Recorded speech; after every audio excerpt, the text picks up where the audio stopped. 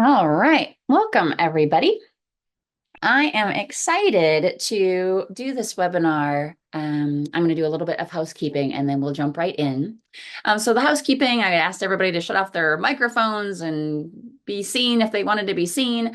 The other point is that there are handouts and I want you to be able to use the handouts. So feel free to, when you're watching this, to have the handouts available to you so you can follow along because they are so helpful. We really spent a lot of great time with those handouts. And there were questions from the audience. And so I'm going to try to remember what those questions were so that we can cover some of the same questions in this replay of the video that we had in the other version. So I just wanted to express how happy I am to be able to make this webinar and to be able to share it with everyone because it's such useful information. And I think it will empower you for years to come to be able to be more proactive and be a better healthcare partner with your medications and with your providers. So, the situation that we're facing is that you or someone that you know takes medications and you're not sure if they're good for you. You know, they've been prescribed for a particular reason, but it's not always entirely clear. Is it working for that particular reason? Are there side effects I don't want? Are there other things that it's doing to me that I'm not even aware of? So it can be very difficult to know. And as we age, our body changes. Our digestive system changes, and our water and muscle mass decrease in our bodies as we age, and our fat mass increases. So, fat holds and stores medications longer. Our liver can metabolize medications differently as we get older, and our kidneys that remove waste from our body can be less efficient. So, there's numerous reasons why, as we get older, medications might impact us differently. So when that happens, or when people are going through life and they have these medications, they can worry. I'm not sure if my medications are good for me or if they're not. They just try not to worry. I'm just going to take them because I'm supposed to. Or sometimes people just don't take medications that they've been prescribed because they're not sure. And none of that leads to good healthcare outcomes for people. So I'm really hoping to empower people today to be able to be advocates for their own healthcare and to have a voice and to really collaborate with their providers more effectively. Because it just doesn't have to be that way. I think that the easiest part for me has been in the past to see people for a neuropsych evaluation. We're looking at what problems might a person have with their brain function. And if there are problems with brain functioning, we're looking for the causes. And so I would always review medications and talk to them and talk to their providers about any concerns I have, but I can't see everybody. And even the people who are referred to me are waiting, 6, 7 months to get an appointment because that's how busy all the providers are. And that just isn't right. It's not okay for anyone to be waiting that long to see a provider or to address a problem that might be relevant for them and for their healthcare. So the solution starts today. And it's with your commitment to taking on this issue and to being a more active, informed, educated consumer with your own healthcare and with your own doctors. Now, just a disclaimer, a couple of disclaimers.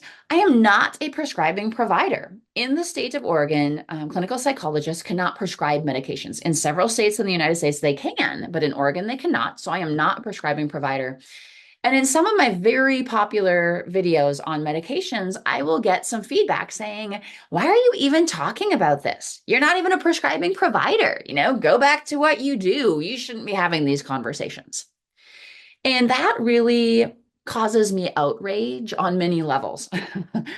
On one level, it is a global phenomenon that we all should be talking about our medications and the things that we're putting in our body. Not talking about them is akin to saying, well, if you're not an accountant or a CPA, you shouldn't have a budget or you shouldn't be thinking about your money.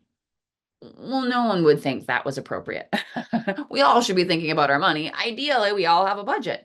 So the same idea with our medications, we are putting these things in our body. Why would we not be talking about them? Why wouldn't everybody be talking about them?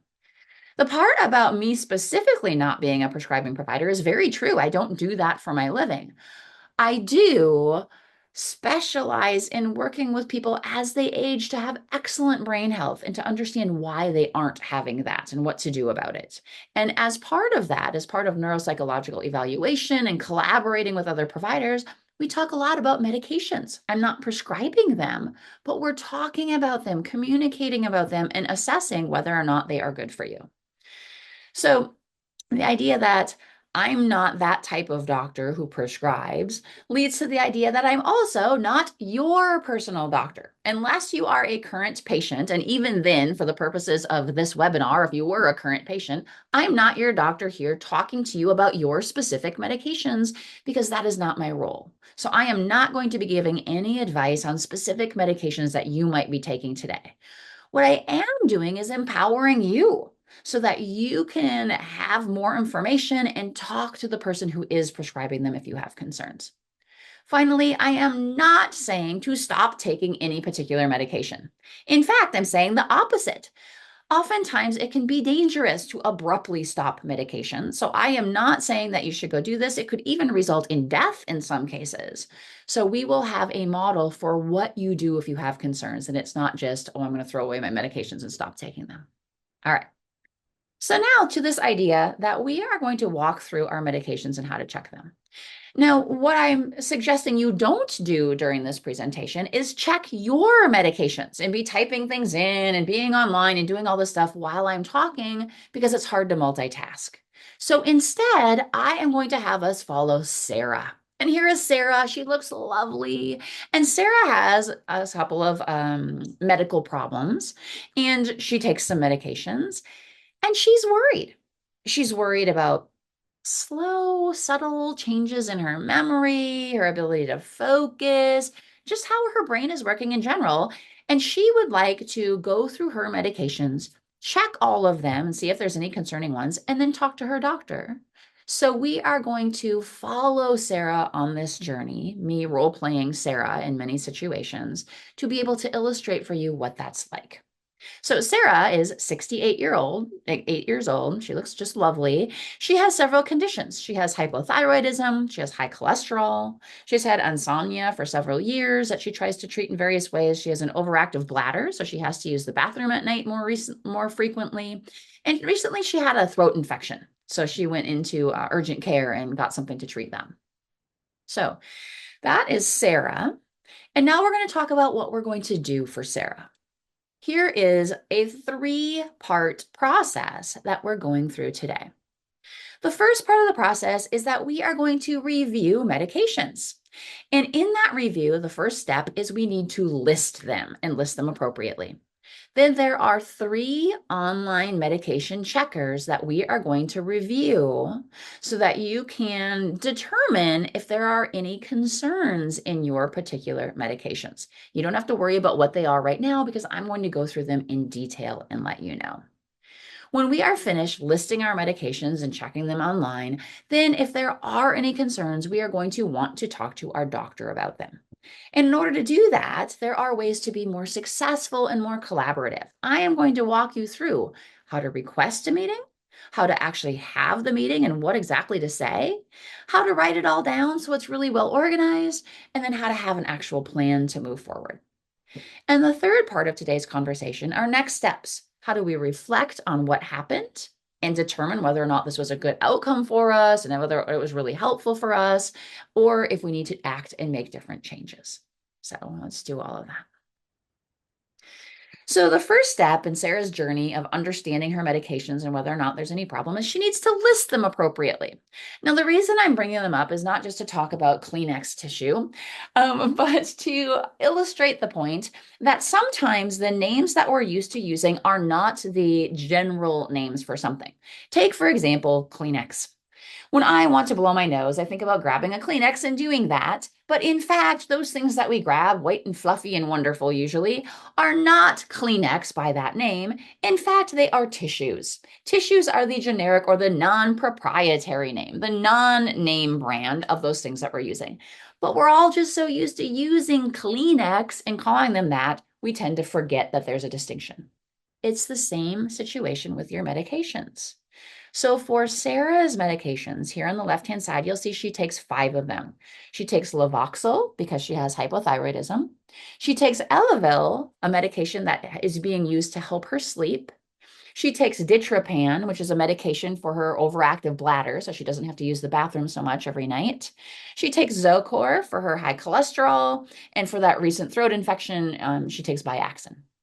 Now, if you look at this and you say, well, she has a list of her medications, but again, we don't want the name brand medications simply because some of the checkers that we're using will not recognize the name. So what we want to get is the generic or non-proprietary name. Now, if you're wondering, well, how in the world do I do that? Let's take Levoxyl, the first one, as an example, because I've shown you how. So here's Levoxyl, and I've done a Google search, just an easy Google search. I put Levoxyl in, and immediately over here on the side, it comes up. Levoxyl is the brand name, and levothyroxine is actually the name of the active ingredient within. So if we look at Levoxyl, translates to levothyroxine. And Sarah has gone through and done this for every one of her medications. Now, to make it extra easy and convenient, we're giving you a handout. So this is very easy to do. And as you can see on this handout, Sarah has gone through and listed the names of her medications. Now, you might notice that Sarah has listed both names. She has put Levoxyl and levothyroxine. You don't have to do that. The reason that Sarah did it was because she is familiar with the brand names and she didn't want to confuse herself by looking at the generic or the non-proprietary name and go, wait, what medication is this? Or what am I talking about? So she put both of them on there. You don't have to do that. But the way that she highlighted the one she's supposed to search is she took a little yellow highlighter and just highlighted each one of those. So that's an option if you want to do it that way. Okay. Now that she has her medications listed, we can move on to the very first step in terms of actually checking your medications. So we are going to look at the Beers criteria. Now, this is a wonderful resource, and the origin was back in the early 90s. Physicians realized that they didn't have a handy, convenient, understandable, and easily usable list of medications that can be potentially bad for older people. They had the knowledge, a lot of them knew what this list was, but it wasn't available to people. It wasn't available to other physicians or to anyone else. So Dr. Mark Beers, back in 1991, made the very first list, therefore called Beers criteria, of medications that might be potentially inappropriate as we age. Now, I want to make sure that we're paying attention to the wording, potentially inappropriate. That doesn't mean it is inappropriate. It doesn't mean it is for sure bad for you. And if your medication is on this list, you definitely shouldn't be taking it. It means there's a potential for that, and we should be more aware. Okay. This medication list is updated every 3 years. It was last updated in 2023. Now, how can you find this list? Well, it is available online. Online, you can search. The American Geriatric Society manages this list and updates it every 3 years. So they have it available. You can search, you can find the entire research article, and you could go, okay, I'm just going to search for my medications in this. When I did that, it was not highly convenient. I would put the search in, it would find my medication, and it would be in this table that was turned to the side. And it was really hard to look at, really hard to use. And that particular resource does not let you rotate it. It doesn't let you use it conveniently. It doesn't let you download it and then do something with it on your own. So it's a really kind of a difficult format to use. You could buy a PDF of it and do what you want. That's for $59. You could also get a digital pocket guide. But if that's too challenging for you, or you don't want to pay extra money because you have to pay money to the American Geriatric Society, there's also a free version that's a pocket guide and it doesn't rotate everything really weirdly. So here's this online resource for you where you can go to this pocket guide. That's what we're going to use today. Now, when we do this, we're looking for all of our different medications, and we're going to document whether or not the medication comes up in our medication checking sheet, the one that Sarah used, but she put all the medications in. And I will show you how she does that after we go to this, this resource and that we search on it. So let's start out here and get to the Beers criteria. So here's the pocket guide to the AGS Beers criteria. Oh, and another resource I wanted to let you know, you can buy an app And again, you have to pay for it. I think it's $10 a month, but you can buy the app and you can also search in the app if that's useful for you. But this is all free. So I'm showing you the free version that's just as usable. So here's the pocket guide to the Beers criteria. And you can see that they have a small introduction. And then it goes through and it lists all these different medications and talks about why they are potentially inappropriate for older people. So what we're trying to do is to find our medication if any of our medications appear on these lists. Now, if you detest technology, and you are unhappy you have to be here in the webinar today, and you really just wish you could use paper, you can print this off. So you can go over here and there's a print function. It says, look at this. You can print 5 sheets of paper and you have the whole thing printed off. Okay, you can do that. And if you do find any of your medications on this list, you might want to print it off just to have the section that talks about the problem. The reason I think that's not the best idea in terms of just finding your medications is that there's a lot of medications, a lot of words, a lot of things to search through, and you might miss something. So I do recommend using the electronic version just to make sure you find everything. But if you are a technology phobic kind of person or uncomfortable person with technology, you don't have to do that. You could print it off. Okay. So now we're going to go through all of Sarah's 5 medications and we're going to search for all of them on here to see if they show up. So one way to search for them is to use find. And I like to use find by doing Command F. And Command F brings up this little box right here. And then you can type in whatever it is that you're looking for. If you aren't comfortable with Command F, you can also go to Edit, come right down here to Find, and then Find. And also you can see right there, it shows Control F is the shortcut for that. And it brings up the same little box. Ta-da! There we found the find function. All right, we're going to put in the name of Sarah's first medication. And remember, it's not the brand name, it's the non-proprietary name. So this is levothyroxine, Levothyroxine. I have spelled it correctly. I'm looking over here and it says 0 out of 0. Levothyroxine is not on Beers criteria. Excellent. I will mark no for that one, and I'll show you how to do that when we're done searching. I'm going to search for her next medication, which is amitriptyline, or the Elavil. That's what she takes for sleep. Amitriptyline. Look at this. Amitriptyline shows up 3 different times on this medication checker. So if we look over here on the left, it is highlighted for us right here. It says it is bad for the central nervous system, or that's what it's acting upon, and we should avoid it. It is highly anticholinergic, we'll talk about that, sedating, and causes orthostatic hypotension. So right here, this is the first time it's mentioned. If we want to, we can click this little down arrow and go to the next time where it mentions it under the category of being a benzodiazepine that we should avoid, or the next time that shows that it can cause syncope or falls, dizziness. Okay. So right now we have this idea that it is on the Beers list. So we're going to write yes on our little tracker, and we might pay attention to the fact that it's on page 5. So if we wanted to print this off and have some information about why it's potentially bad for us, that we would have that information printed. Now let's check the other medications. We have oxybutynin. This is the medication for overactive bladder. Oxybutynin. 0 out of 0. It is not on Beers' list of medications. We have simvastatin.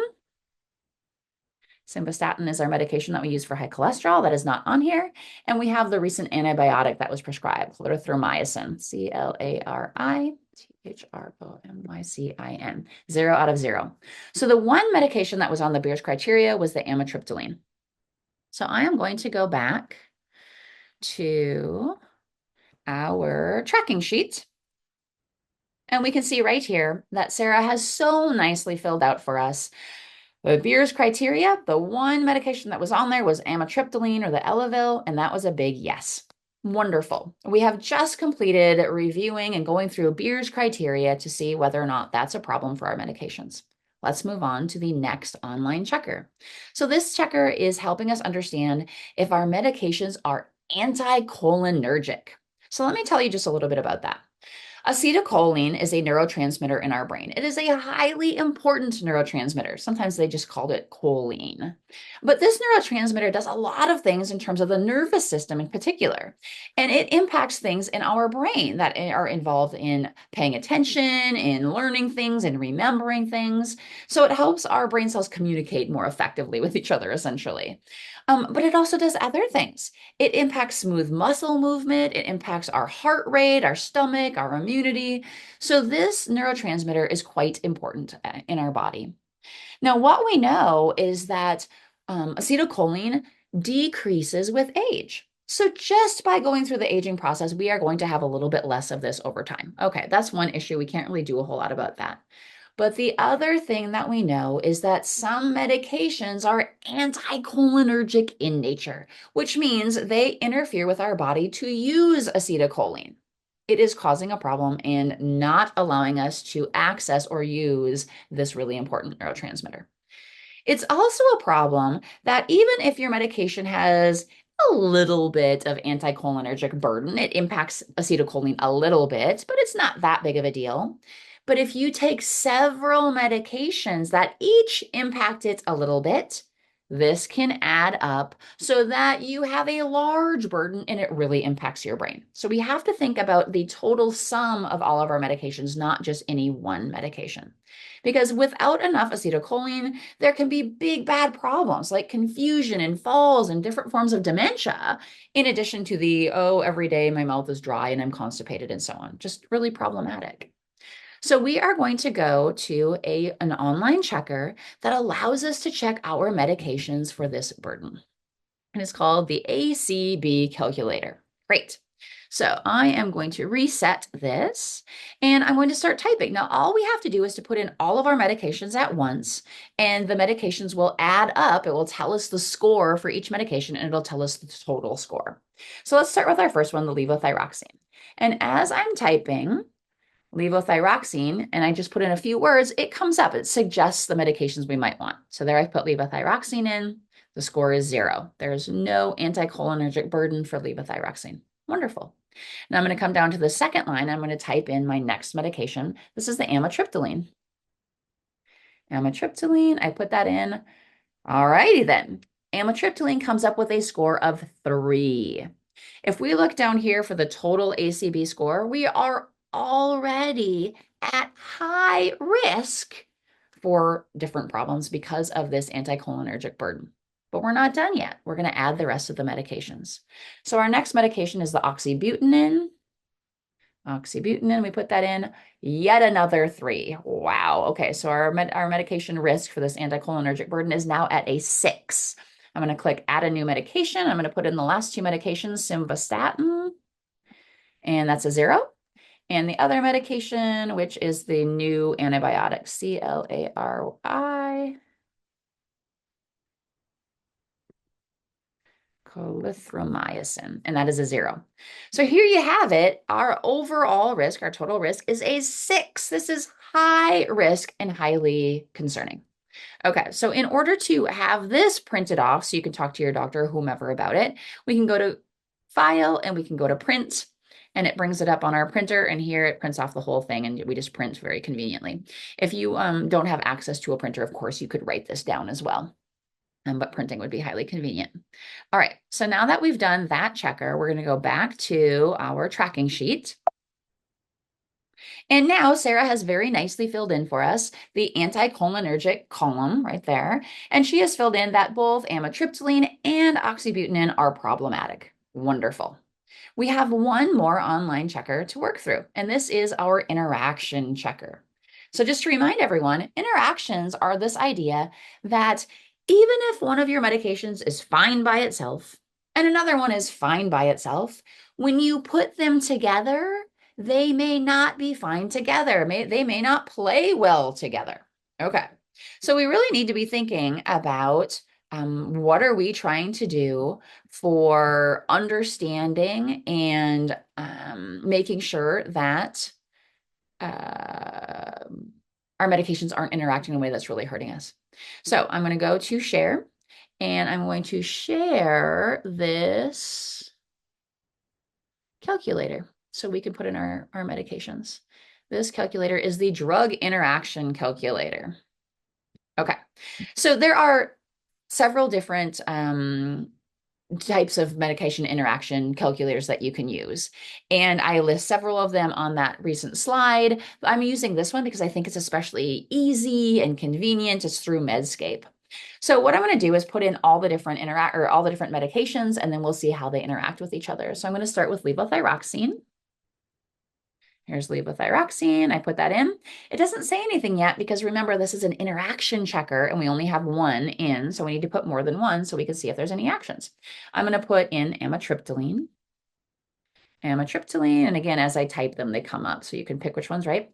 Oh, I found one interaction, but I'm going to keep going because I have more than two medications. The oxybutynin. And now we have more interactions. Oh boy. Okay. And now I'm going to put in the simvastatin. And the interactions went up again. Ouch. And now I'm going to put in that recent antibiotic. Clarithromycin. Oh, wow. So if you look over here, with our 5 medications of Sarah's medications, we found 9 interactions. Ouch. If you look at the top category, some of these interactions are contraindicated. We should not be taking these medications together, and it explains why. Some of these interactions are serious, and we should use alternatives. Okay, and this explains why. And some of these interactions are monitor closely. Maybe you can take them together, but we really have to pay attention so they don't cause any problems. Okay, great. So there's a lot of different combinations here. And when Sarah takes a little more time to look at them, she realizes, and she documents in her chart, that 2 of the medications are interacting with basically all of the other ones. The amitriptyline is interacting with every other medication on her list. So she's labeled them 1, 2, 3, 4, and 5. And she put a little arrow here. Amitriptyline interacts with every single other medication.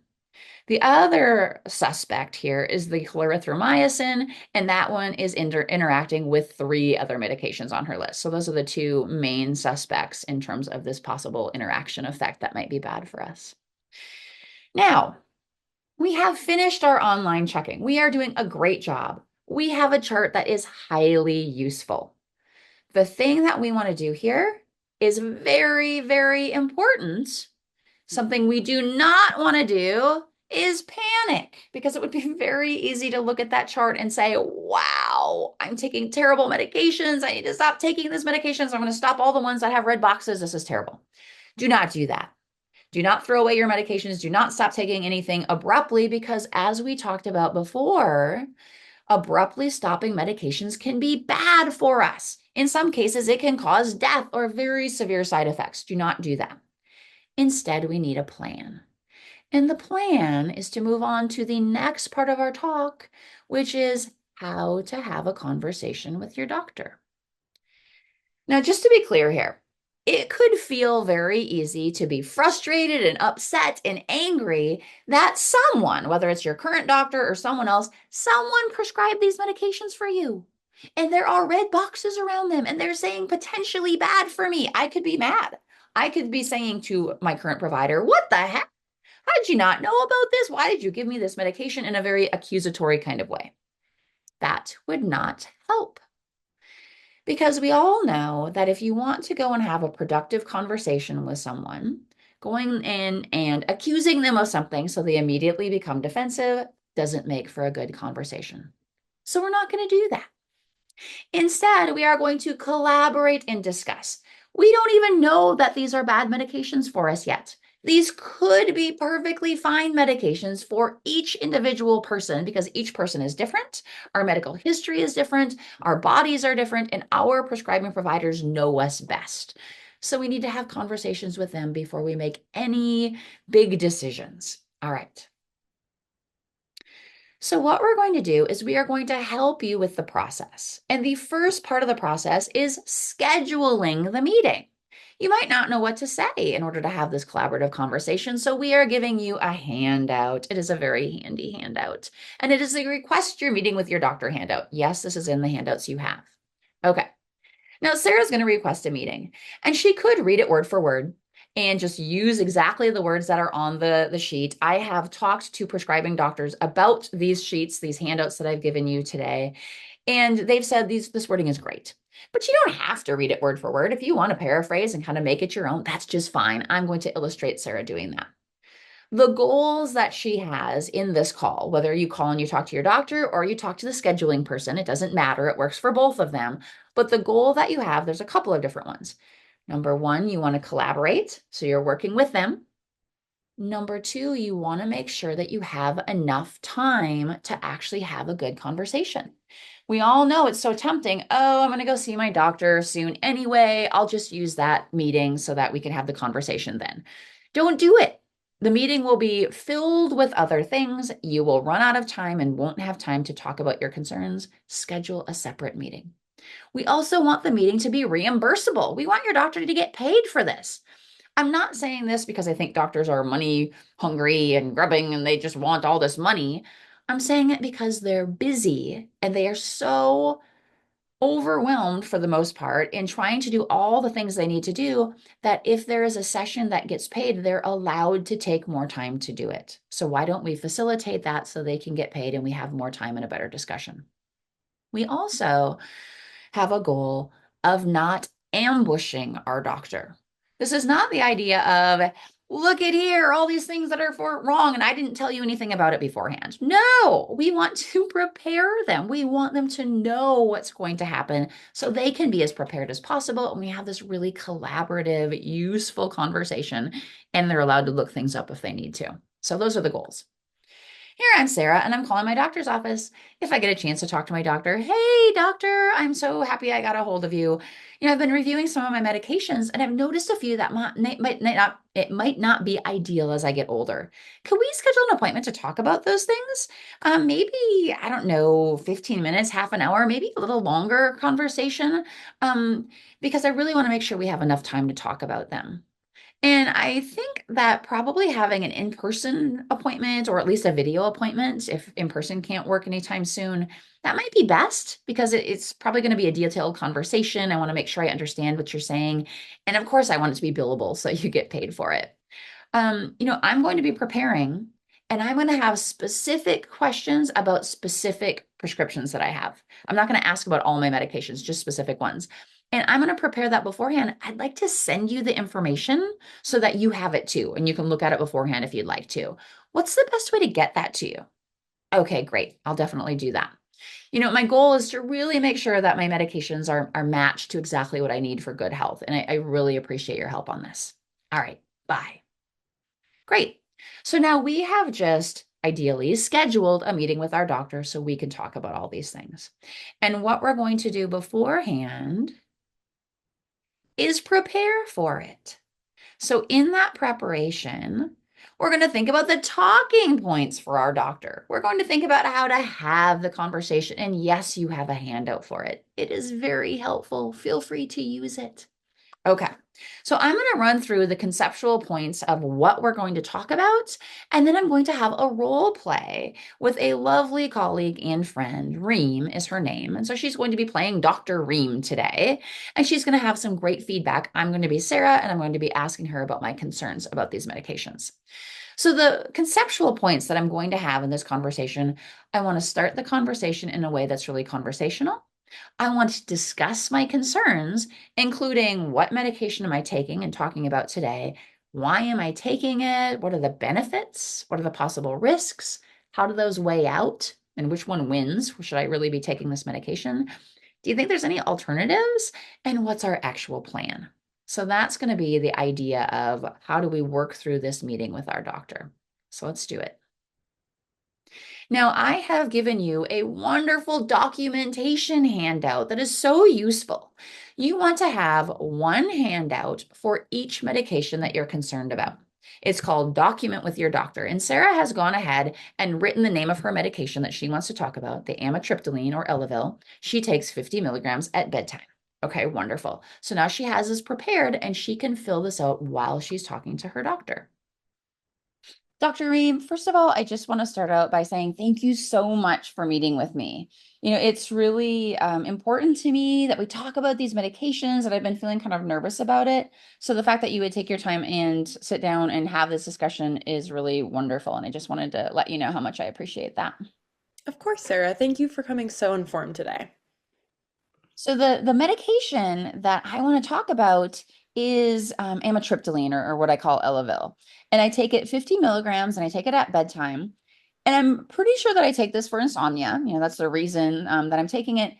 But I realize I don't necessarily know all the possible benefits of taking it. So I was hoping that you might talk to me about, am I actually right about why I'm taking it? And then a little more about what it does, in a good vein. Absolutely. So you're right on track there. Amitriptyline is often prescribed for insomnia, especially when there's a history of chronic pain or depression, as it can also help with those conditions. It's also known to improve sleep quality and reduce the amount of time it takes to fall asleep. And in some cases, it can also relieve certain types of chronic pain, which is great for you.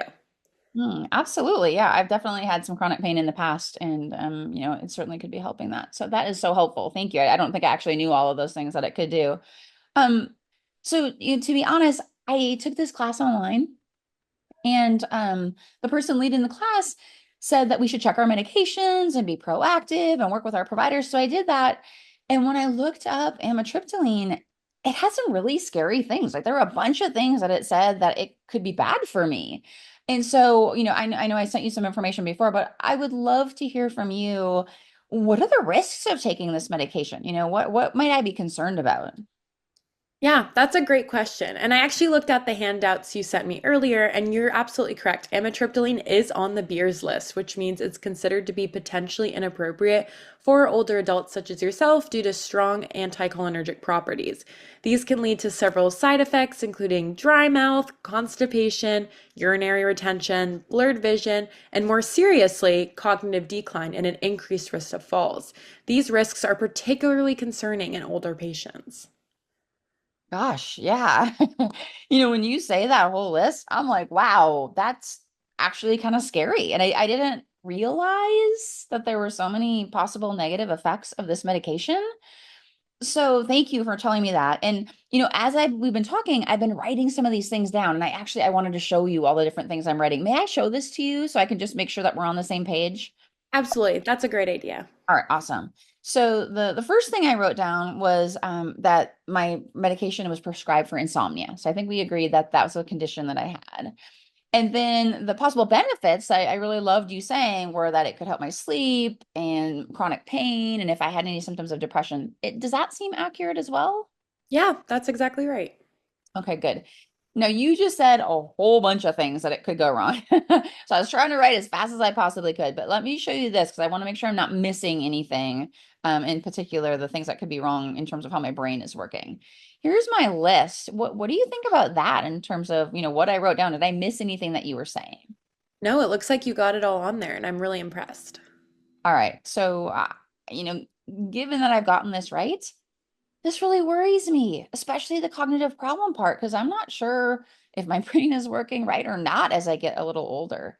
So, maybe the million-dollar question, can you talk to me about the benefits that you talked about and the risks that we talk about and just help me think through, like, is this actually a medication I should be taking?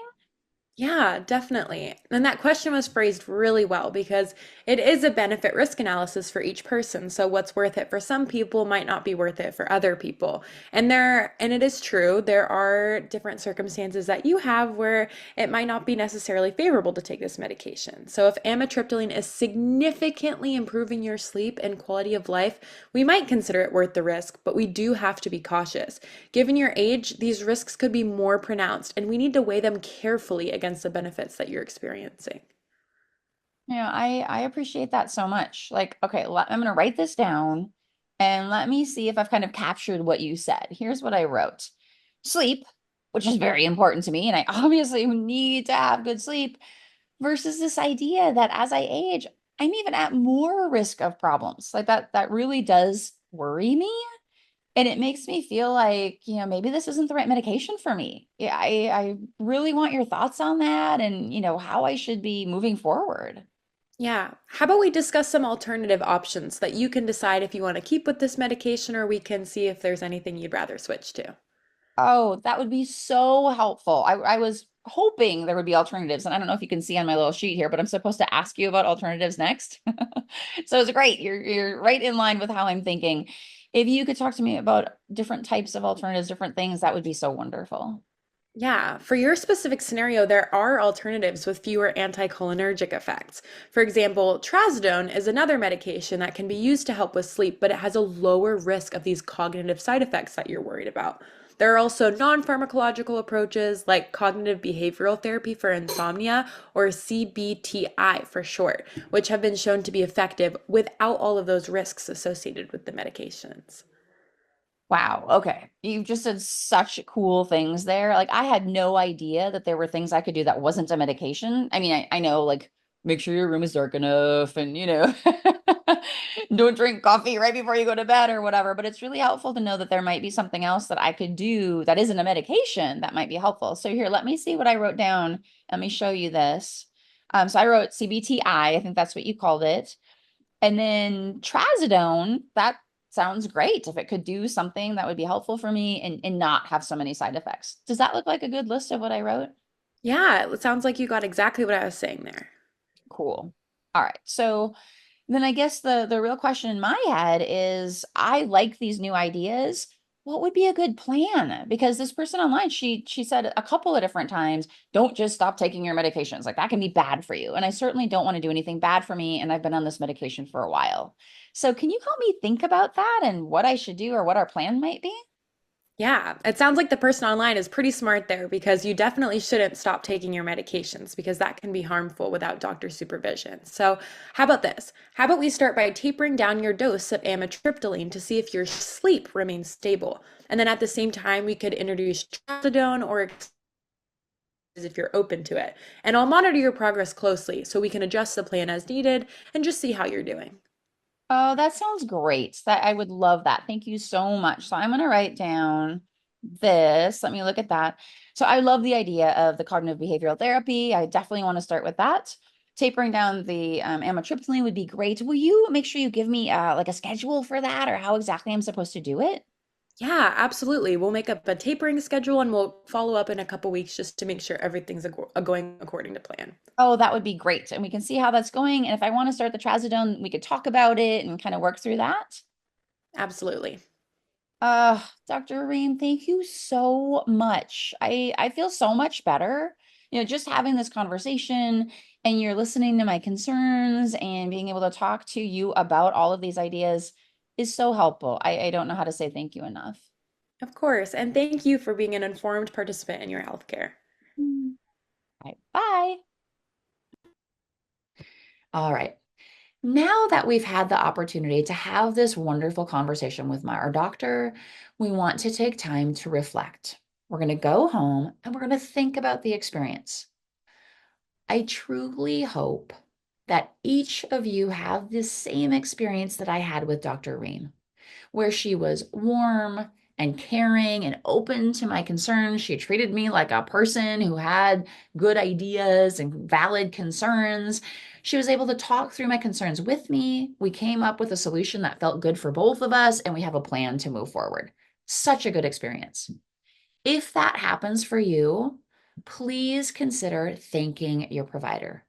It might be a call or a note or, whatever, a thank you to the heavens, whatever you do to express your gratitude because not everybody has that experience. And we should be thankful for things like that. If you did not have a positive experience like that, then we really need to consider what does that mean for you? What does that mean for your relationship with your provider? Because I understand it's a lot of work. It is hard. It is cumbersome. It is not easy to find a good provider and find a new provider. I might not follow through. They might not be any better anyway. There might not be someone else. I mean, all of these different reasons why it's hard to get started on that. But I really do encourage you to consider it because if you don't have a provider who listens to you or you feel comfortable and able to have these kind of conversations, you're really not engaging in healthcare that's going to be there for you when you have a problem.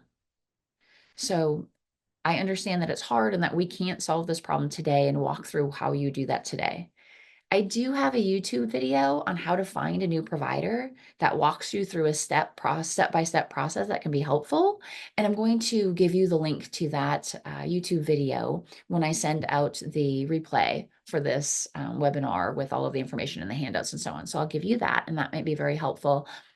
If there are multiple people that want to have a small group and get together online and talk about their experience and how to find a new provider, we could probably arrange that too. So email me directly if you want that.